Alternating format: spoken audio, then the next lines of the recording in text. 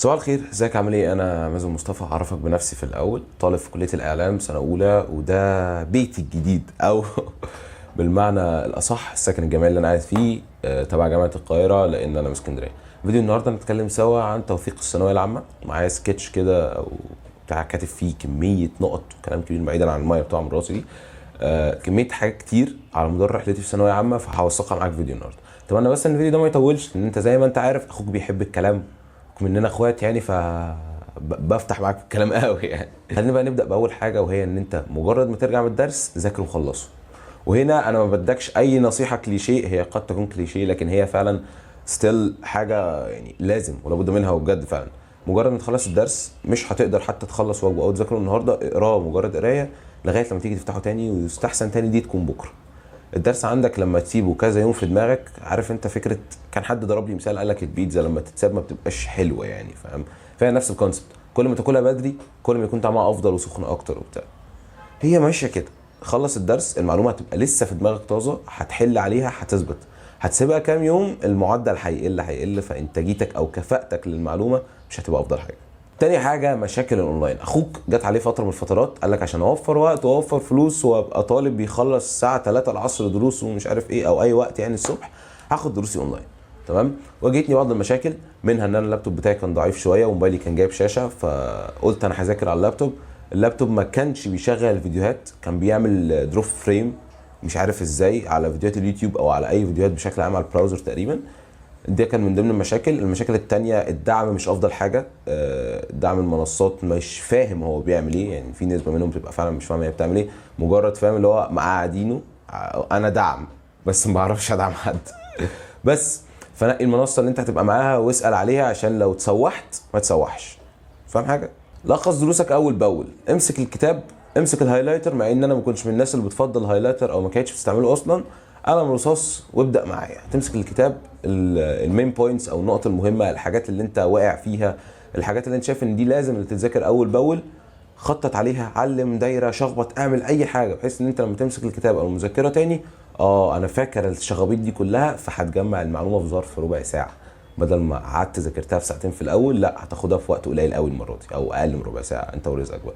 حط لنفسك بلان بي عشان اي ظرف. ثانويه عامه مدتها 9 شهور صح او سنه مش عارف، المهم ان هي مدتها مده معينه طويله. انت مش ضامن نفسك ان انت على مدار سنه ثانويه عامه كامله تيجي تخلص واجبك تنام تصحى تروح الدرس تك تك تك تك، لا انت مش ضامن. عندك هيطلع لك فرح، هيطلع لك مش عارف عزومه، رمضان مش عارف ايه، فرمضان ده ليه قصه تانية لوحده يعني، فاهم؟ موضوع سهل مش صعب، خلي بالك. بس الفكره كلها حط بلان بي لاي ظرف. انت دلوقتي عندك فرح، فخلاص انا هذاكر بكره. خلي عندك فليكسبيليتي، خليك مرن كده في التعامل، حاجه دي حلاب. ده حلاب كده. ليه؟ انا جالي ظرف، فخلاص اللي انا كنت مخطط عشان اعمله النهارده هعمله في وقت تاني. فاهم الفكره؟ اتمنى تكون فهمت. زنقه الشوامل يا سيدي، وما ادراك زنقه الشوامل. زنقه الشوامل دي حاجه هتعلمك الادب وهتعلمك ازاي تلم صح. ليه؟ انت في زنقه الشوامل هتلاقي مره واحده في نص السنه دي كل المدرسين عملوا لك شامل نص السنه على مش عارف قد ايه من الفصول او المنهج اللي عليك، فهتبتدي تلمه حاجه حاجه. تمام؟ مش هتبقى عارف تلم ده الاول ولا ده الاول ولا ده الاول. نصيحتي ليك، قبل زنقه الشوامل بشويه ابتدي يعني لم حاجه حاجه، عشان ما تجيش في الاسبوع او الاسبوعين اللي قبل زنقه الشوامل وتتزنق. ما تعملش زيي. فاهم؟ انا مش فاكر انا عملت ايه، بس ما تعملش زيي يعني، انا عارف ان انا اي حاجه عملتها ما كانتش افضل حاجه. بس يا سيدي، المفروض ان المدرس كده كده بيبلغك قبليها، فاهم؟ والدنيا بتمشي. وزي ما اتكلمنا عن زنقه الشوامل، احب انبهك على نقطه مهمه جدا، وان الشوامل هي اللي هتربيك وهتخليك تلم. ودي فعلا حاجه صحيحه. انت لو ما بتلمش من اول السنه او حتى بتذاكر خفيف، هتيجي عليك الشوامل، لا ده هيكلم ابويا ولا هيكلم امي، وانا مش ناقص وجع دماغي على المسا، فاهم؟ فهتضطر تذاكر. الا لو انت مستعبع بقى، دي حاجه تانية وملناش دعوه بيك.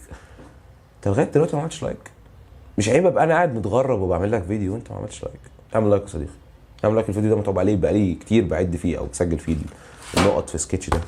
انت فاكر ان انا اوريك النقط واحرق لك الفيديو؟ ماشي. المهم ان انت في ثانويه عامه، الشوامل هتعلمك فعلا الادب وهتخليك ازاي تلم كل حاجه. ممكن ما تلمش بنسبه 100%، بس هتلم كميه او حصيله معلومات كبيره جدا عشان تعرف تخش الامتحان وتأدي فيه. نصيحه مني، لو ما لميتش في الشوامل ممكن ما تعرفش تلم بعد كده. جالك الشامل لم بسرعه، لان انت في الطبيعي ما بتلمش. يجي لك الشامل لم واستغل الفرصه، لان صدقني ممكن بعد كده ما تعرفش تلم تاني، او ضميرك ما يسمحلكش، او نفسك ما تطوعكش ان انت تقعد تلم تاني الحاجات اللي ضاعت عليك. قول يا عم كفايه اللي عليا. فاهم حاجه؟ ثق في مدرسك لان انت مختاره بايدك. فاهم؟ انت لو اختياراتك صح فانت تمام. ثق في المدرس، الكلام اللي بيقوله لك يقول لك ذاكر امتى، ذاكر ايه، الواجب ده بس هي الكميه دي، لان هو ممكن بعد كده يبتدي بقى يخش فيك ضرب ضرب ضرب ضرب. هو بس كان بيمهد لك، بيخليك مرتاح نفسيا في الماده، وبعد كده يقول لك طب تعالى انت مش بقيت طالب تعرف تحل، تعالى بقى استلم مني 1 2 3 4. فاهم؟ بالعصايه كده ولسوع على لسوع. هو نوع المدرسين ده نوعا ما انا بحبهم. ليه؟ لان هو وقفك على رجلك في الاول، قال لك انت طالب ممتاز مفيش فيك عيب، بتعرف تحل، هو الدنيا ماشيه معاك زي السكينه في الحلاوه، تعالى لي بقى. فتعالى لي دي بقى هنا هو دخلك الجيش وبيخليك تستعد ان انت تبقى اسد في الماده. فنقي المدرس الصح اللي يخليك فعلا ما تحتاجش تذاكر غير اللي هو بيقول لك عليه، عشان ثانويه عامه دي محتاجه واحد يلمك.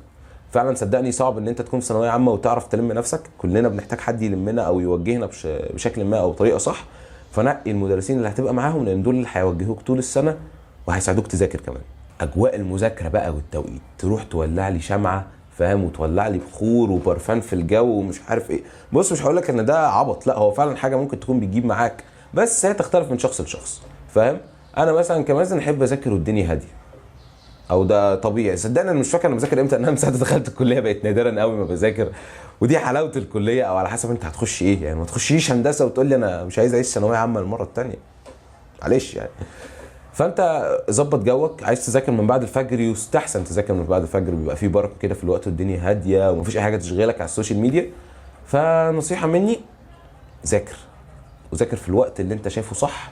ما استناش بقى زي ما ده قال وقت الساعه 60 مش عارف قالها ازاي، بس انت فاهم يعني.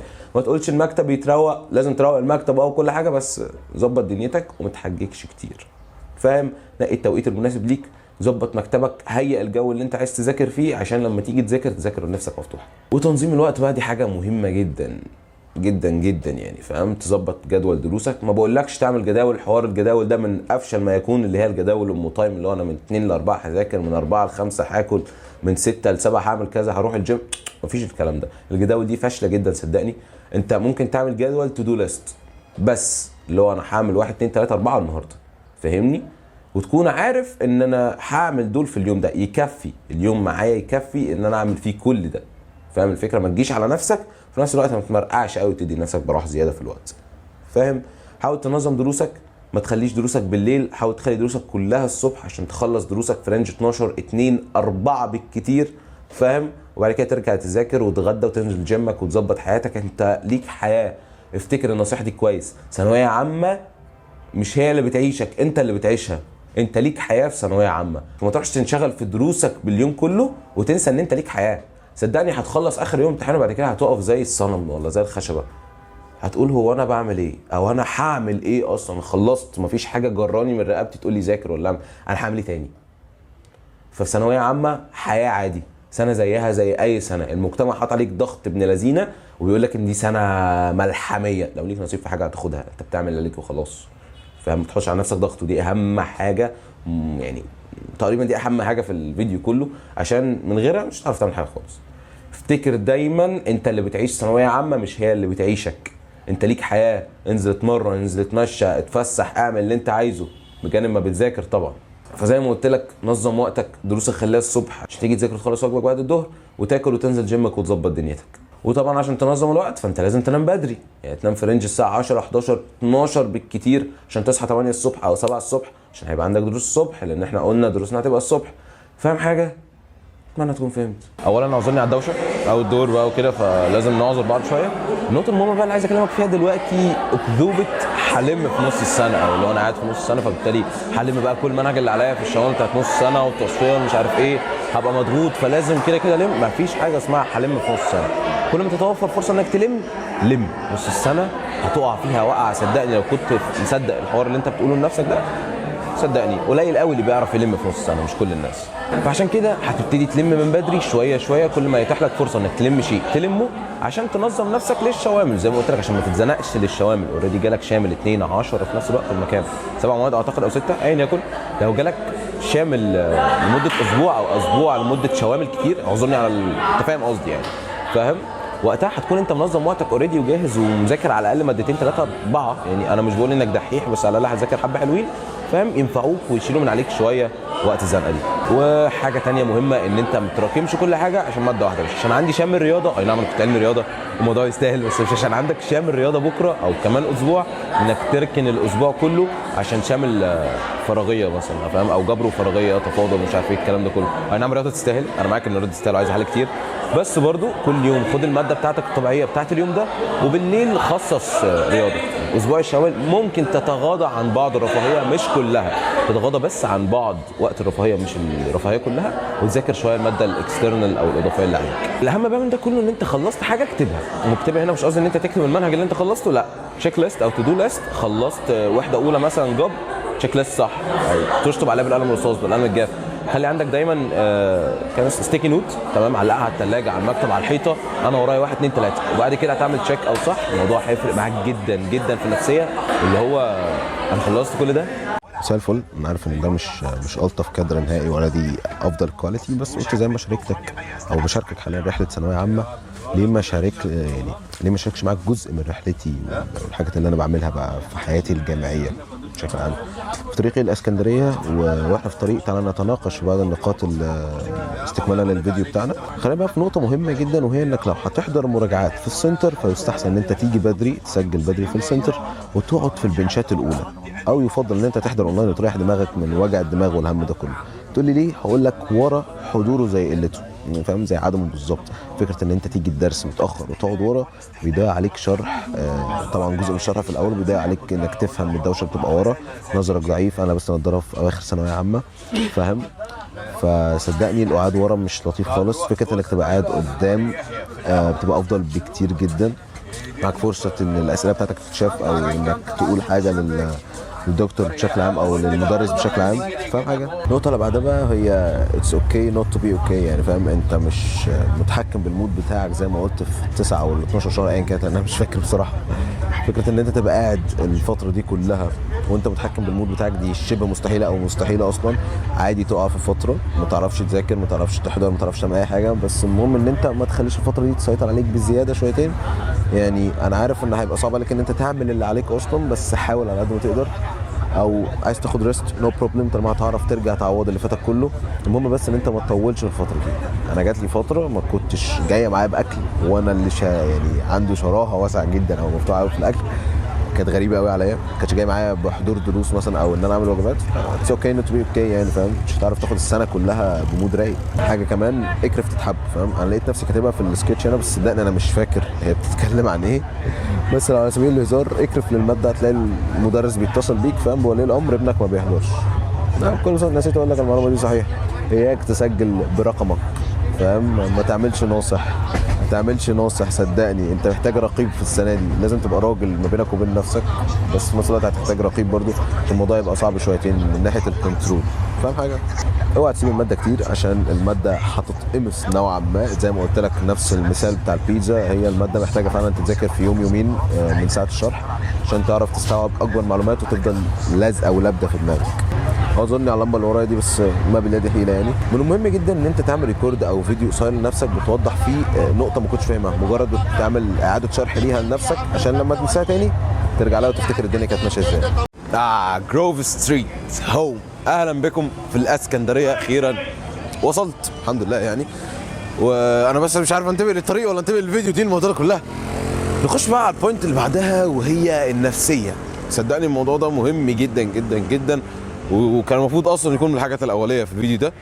فكره النفسيه مهمه جدا في ثانويه عامه عشان تعرف تبتدي اصلا، مش هقول لك عشان تعرف تكمل، يعني فاهم. اعتقد ان احنا ذكرنا فكره عشان تعرف تذاكر لازم النفسيه تكون تمام، بس عشان تعرف تكمل في ثانويه عامه لازم تهتم بالمود بتاعك. فانصحك انك تنزل تتمرن، تجري، تاخد نفسك، تعمل حاجه اللي بتفرحك طالما مش عيب ولا حرام. النقطه الثانيه واللي هي فيها مش عارف اجيبها لك ازاي يعني، بس الريليشن شيبس في ثانويه عامه فبلاش منها بشكل عام يعني. بس يعني هقول لك على حاجه، لو في الاول دوس، لو في الاخر ما تدوس اجري انفد يا معلم بجلدك. بص هقول لك على حاجه، ما تقولش ان مازن قال وبتاع، بس هي فكره ثانويه عامه في الريليشن شيبس ما تنفعش ولو عايز حاجه فانت انا قصدي بيها رسمي، ما تروحش ترتبط لي بواحده وفاهم احنا مرتبطين وبتاع مش عارف ايه يا اسطى وبتاع جامد جدا. بلاش الكلام ده بالله عليك، فاهم؟ نصيحه مني، هقول الارتباط اصلا فاكس. ارتباط خليك في حاجه رسميه، نصيحه يعني بس. وما اعرفش انا مين اللي فاضي اللي هيرتبط في ثانويه عامه اصلا رسمي، فبلاش ارتباط في ثانويه عامه بشكل عام. وبالنسبه للواجبات فانت اوريدي المفروض ان انت مختار مدرسين كفء او مدرسين زي الفل يعني، فانت تكتفي بالواجبات بتاعتهم طالما انت واثق في المدرس بتاعك كده كده. فيا معلم اكتفي بالواجب بتاعه، لان هو عارف مصلحتك فين. هو ممكن يكون بيمهد لك بس، فاهم؟ زي ما قلت لك قبل كده، عشان بعد كده هيخليك تقف على رجلك صح الصح وتحل حاجات كتير يعني.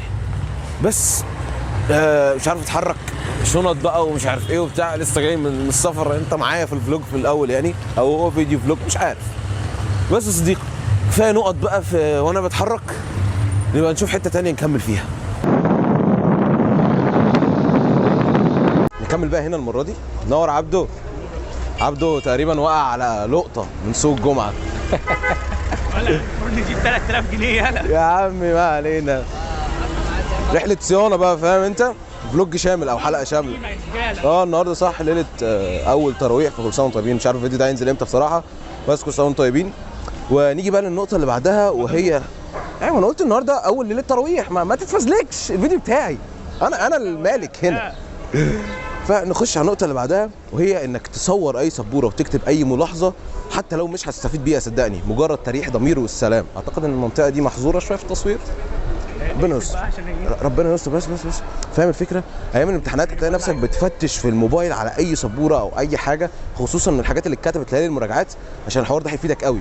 يا عم ريح ضميرك حتى لو مش هتذاكر، لان انت لو احتجتهم الحاجات دي هتفيدك فعلا. النقطه اللي بعدها بقى، لو انت معاك ماده مش عارف تلم فيها اي حاجه خالص، بلاش فكره انك تكرف للي اتاخد وتركز على اللي جاي. الحوار ده غلط قوي، وما تقولش هلم في الاخر بقى ومش عارف ايه والكلام ده كله. لم دلوقتي، لم اللي تقدر عليه مع لم الجديد، فاهم؟ بس المهم ان انت ما تركنش القديم وتعمل الجديد. انت كده واقف على ارض هشه مش ارض صلبه خالص. والنصيحه الذهبيه بقى، انت لما تيجي تبدا مذاكره ابدا بالماده اللي بتحبها والسهل عليك يعني. ايه هيقع. تعالى لي بقى في النصيحه دي، عشان دي هتفيدك قوي وهتسهل عليك الدنيا وهتحسسك بارتياح. ليه؟ لان انت لما تبدا بحاجه بتحبها هتلاقي الموضوع سهل معاك والدنيا ماشيه معاك زي السكينه في الحلاوه، احسن ما تبدا بماده غيت مش خفيفه عليك، ماده انت ما بتحبهاش وتلاقي نفسك مره واحده اتقفلت من المذاكره. انا ما بحبش الكيمياء، فمش يوم ما ابدا يومي مذاكره ابدا بالكيمياء، معروفه يعني. بالنسبه بقى لحوار البومودورو تكنيك في اختلاف عليه، بس انا كنت شايف ان هو معايا انا كان بيجيب نتيجه لذيذه، كان بيخليني اركز لمده 25 دقيقه، اخد الريست الخمس دقائق وبعد كده ارجع 25 دقيقه تاني وهكذا. الفكره هنا ان في ناس بتقول لك البومودورو تكنيك مش لذيذ، الانسان بياخد عشان يخش في مود التركيز حوالي 45 دقيقه، وناس ثانيه تقول لك فانت جرب، فانت كده معاك فتره تجرب فيها لمده كام يوم، يومين ثلاثه حتى، وبعد كده قرر اذا كنت هتعمل ده او ده. بس انا بالنسبه لي الحوار كان لذيذ وبيجيب معايا نتيجه. فاعمل سيرش على البومودورو تكنيك او طريقه المذاكره الافضل عشان تخش في مود التركيز ودوس يا معلم. لو سمعت كلامي وابتديت تصور السبوره فعلا، فانت بقى قدامك حل من الحلين. لو انت من النوع المجتهد، ويفضل ان انت تكون من النوع المجتهد اكيد ثانويه عامه، فاحسن لك تكتب من على السبوره احسن ما تصور، ده في حاله ان انت بتذاكر يعني. لو ما بتذاكرش فيستحسن برضو والله ان انت تكتب بايدك، لان الموضوع بيفرق معاك جدا وبتفتكر اللي انت كاتبه بايدك، فالموضوع بيجيب معاك نتيجه جميله جدا. دخلنا بقى على الامتحانات ومود الامتحانات، فمن ضمن الحاجات المهمه وانت بتذاكر ايام الامتحانات ان انت يا صديقي تبتدي تخطط قبل ما تذاكر. ما تقولش انا داخل اذاكر عشان عندي امتحان، لا انت تخطط بالظبط هتعمل ايه وقت الامتحان. انت ما عندكش وقت كتير، لان الامتحان زي ما قلت ضيقه شويه، فاهم؟ مش ضامن الجدول بيبقى عامل زي ما هو الجدول نزل، بس انا مش مركز معاه قوي يعني، فاهم؟ فانت برضو الفتره ما قبل الامتحانات وفتره الامتحانات انت لازم تبقى مخطط كويس انت هتعمل ايه. ما تقولش انا هخش اذاكر وخلاص. تحتاج على فكره ستادي بارتنر من الوقت للتاني، الموضوع بيبقى جميل جدا وبيساعدك وبينجز معاك. لان الامتحانات انا نادرا او كان من القليل برضو لما كنت اذاكر لوحدي، كنت اذاكر مع عمرو وكنت اذاكر برضو مع ناس تانية، فاهم الفكره؟ فالموضوع كان بالنسبه لي كان لذيذ جدا. فكره ان حتى لو انت مش دحيح هو دحيح هتزقوا مع بعض، فاهم؟ انتوا الاثنين دحيحه، في حاجه هتعصلك معاكوا وهتفضلوا وراها لغايه ما تجيبوها، مثلا مساله رياضه، مساله كيمياء، مش عارف ايه، هو بيحل من مصدر انت بتحل من مصدر، هيقف معاكوا اسئله مختلفه عن اللي انت بتحلها وعن اللي هو بيحلها. صدقني الاستادي بارتنر لو هو شخص صح فعلا هيفيدك قوي في ليالي الامتحان، وممكن تلاقي حاجه في الامتحان جت فعلا تقول يا نهار ابيض ده اللي مصطفى عرض عليا امبارح، فاهم الفكره؟ بص بقى يا صديقي، في غلطه ناس كتير بتقع فيها في ليالي الامتحانات او فتره المراجعات، انك بتراجع من مذكرات جديده، ما يبقاش مخك طول السنه متسيستم على مدرس انت فاهم منه وبتحبه ومتاقلم مع شرحه وبتحل معاه كويس، تيجي ليالي الامتحان وتبوظ كل حاجه عشان صاحبك قال لك المذكره دي فيها كل حاجه فتعالى نجربها. هو مش بيكون قصده حاجه وحشه، بيكون خايف على مصلحتك وعايزك برضو تتفوق معاه، بس انت متاقلم على مذكره بطريقه شرح بحاجه جديده. تلاقي المدرس ده مثلا بيشرح بطريقه مختلفه باسلوب شرح مختلف، مثلا هي نفس الحاجه بس ماشي يعني، بيحل بطريقات ما غير الطريقه اللي انت متعود عليها. تلاقي نفسك يا ترى وانا كنت بحل غلط؟ طب انا ازاي كنت بحل صح؟ طب ايه اللخبطه اللي انا فيها دي دلوقتي؟ تحط نفسك في كعبله ولخبطه ملهاش اي 30 لازمه.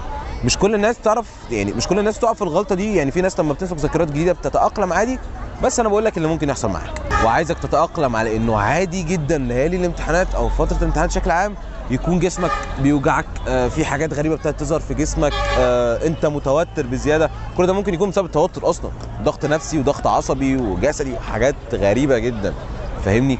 زي ما قلت لك اهم حاجه نفسيه، لازم تروق على نفسك، لازم تكون واثق من نفسك. انت ذاكرت وعملت اللي عليك، ما تجيش ليالي الامتحان تعتقد ان الامتحان هيجي اصعب من اللي انت ذاكرته. الامتحان لو جه اصعب من اللي انت ذاكرته فهيجي اصعب على الكل. انت عملت اللي عليك وعارف ان انت عملت حاجات كتيره حلوه، فاهم الفكره؟ فالامتحان لو جه صعب هيجي صعب على الكل، لان انت ذاكرت وعملت اللي عليك، مش هيجي صعب عليك لوحدك.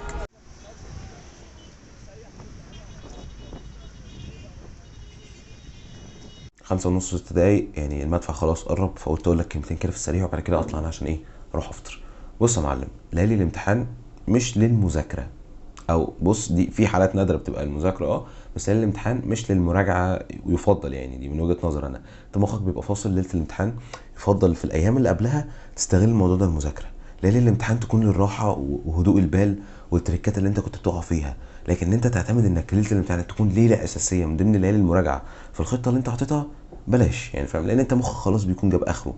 فحاول تسترخي شويه ليله المراجعه دي وتكون رايق وتمام والدنيا زي الفل، وتراجع حتى تريكات بسيطه اللي انت كنت بتقع فيها، حاجات سايبها تقرمش بيها، لكن مش مراجعه يعني. واهم حاجه عيط، والله ما بهزر، انت فعلا محتاج تعيط في ثانويه عامه وليالي الامتحان والحاجات دي كلها.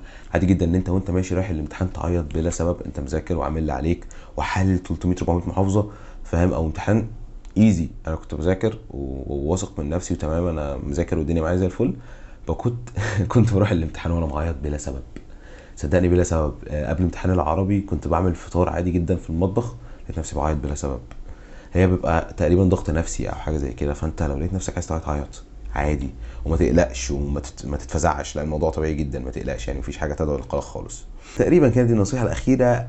في امل انك تلم ليله الامتحان، بس ما تعتمدش على كده، ارجوك بتبقى في معجزات كده، وفي الاول وفي الاخر هو توفيق من عند ربنا، انك تلم الماده ليله الامتحان. انت مش في كليه، خلينا متفقين على المبدا ده، بس يعني هقول لك ايه، انت ظرف طارئ اجبرك على كده، خلاص ما تقولش انا ضاعت مني فهعمل ايه بقى، اعوض في السمر ولا مش عارف ايه ولا الكلام ده، مفيش الكلام ده. معاك فرصه استغلها.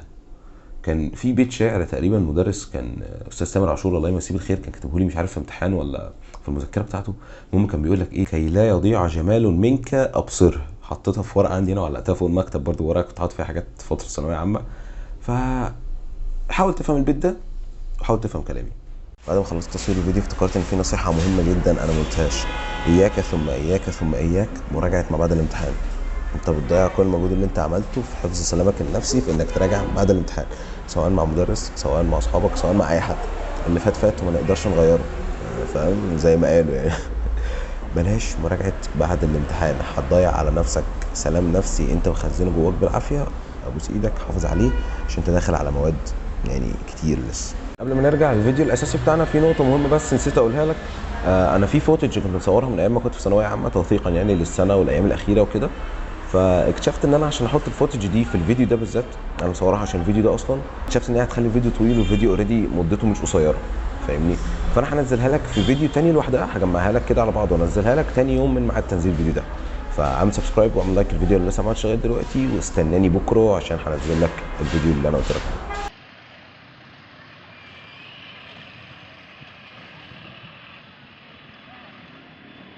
بص، هو معروف الجو في اسكندريه دلوقتي حاجه جامده جدا يعني.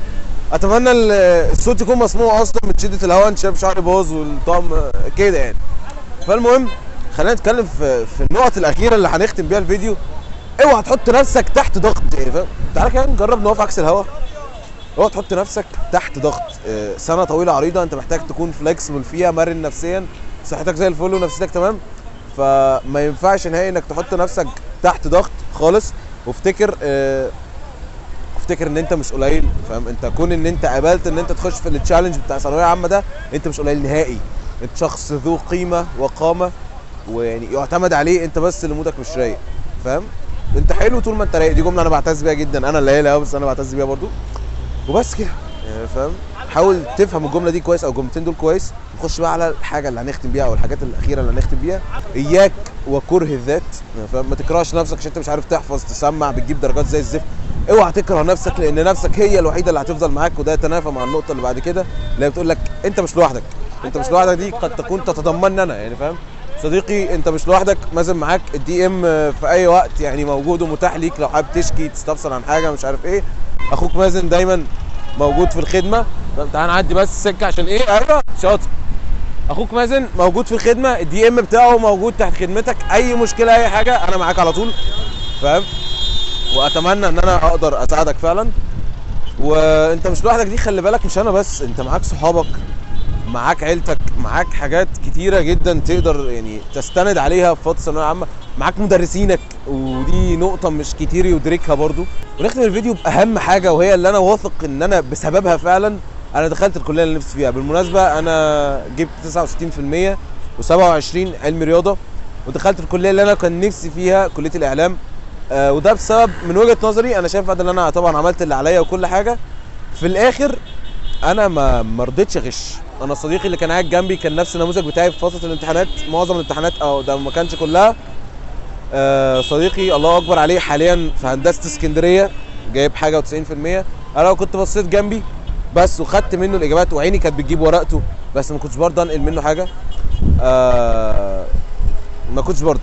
انا لو كنت رضيت وخدت منه كان زماني دلوقتي مرمي في تجاره اسكندريه، فاهم؟ لان مجموعي تقريبا ما جابهاش، والله اعلم، انا مش فاهم التنسيق عملها ازاي يعني.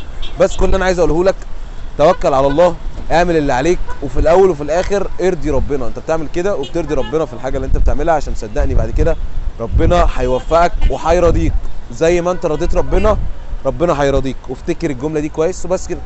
انا حاليا في المنشيه، تاني يوم رمضان، نزلت عشان اشتري صواريخ. ما تعرفش هو حاططها في كيسه سودا ليه؟ يعني انا مش مشتري مخدرات، دي صواريخ عادي والله.